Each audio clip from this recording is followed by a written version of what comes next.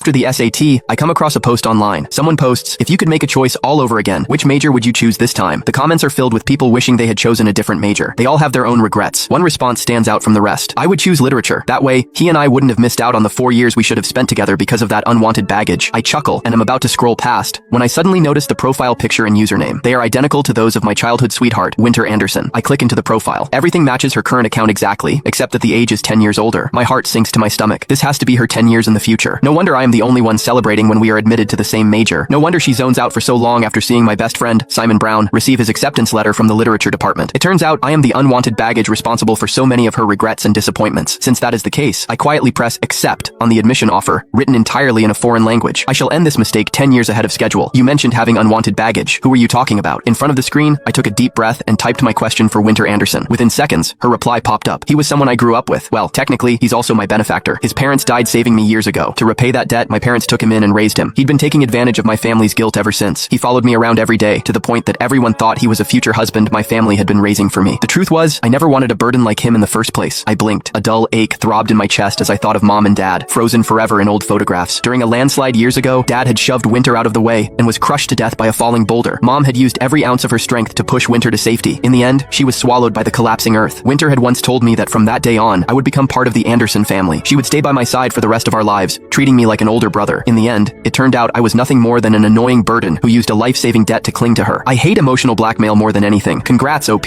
on finally escaping that nightmare. Forget the depressing stuff. We want the juicy romance. Tell us how you and your true love got together. Replies kept pouring in. After a long silence, Winter posted 2 short responses. It was simple. When that man and I were about to get engaged, I came clean. I told him that I'd already slept with the person I truly loved. My fingers began trembling uncontrollably. Wow, that's some main character energy right there. So did the leech just give up? He didn't make a scene or anything? Oh, he did, Winter replied. But it didn't matter. I had leverage over him. The company he worked for belonged to my uncle. His grandma was critically ill and needed one final surgery. She was waiting on the last payment, and I withheld his bonus. In the end, he had no choice but to let me go. Something inside me snapped. Even breathing became difficult. How could this be? How could Winter use the only family I had left against me? Then, how far have you and your current partner gotten? Another asked. Have you both settled down? Within seconds, a photo appeared in the thread. In the photo, 2 hands were clasped together, fingers intertwined. Matching bands gleamed on their ring fingers. My heart sank instantly. The mole on that man's hand was identical to Simon Brown's. That sapphire bracelet on his wrist was the very one I was wearing right now. The Anderson family had given Winter and me that pair years ago. They said it was a family heirloom passed down through generations, something that would keep its wearer safe. We'll each wear one. That way, we'll never be separated for the rest of our lives. That was the promise Winter had made while holding my hand all those years ago. Who would have thought she gave that forever to someone else? I gritted my teeth and buried the dull ache spreading through my chest. Then, I sent the account a private message. Hello, I'm currently going through a similar situation to yours. There's someone standing between the person I love and me. I'd like to talk to you. Would that be okay? I needed to know what had happened over the next 10 years. It didn't take long for me to receive a reply.